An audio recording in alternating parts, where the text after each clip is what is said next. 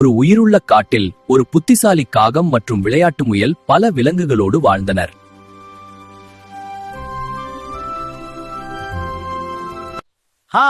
நான் காட்டில் மிகவும் புத்திசாலி பறவை. அனைத்து விலங்குகளும் அமைதியா கேட்டனர், கொஞ்சம் பயந்து கவர்ந்தனர். இந்த அமைதியான இடம் என் சதிக்கு ஏற்றது. ஆம், ஒரு சிறந்த திட்டம் உருவாகிறது. அவர்கள் என்ன நினைப்பார்கள் என்று பார்க்கலாம். இது நன்றாக வேலை செய்யும். பளபளக்கும் பழங்களால் கவனம் சிதறிய காகம் முயலின் புத்திசாலி வலைக்கு விழுந்தது.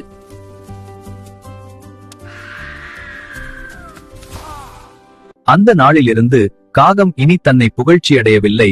விலங்குகள் மகிழ்ச்சியுடன் சிரித்தனர்.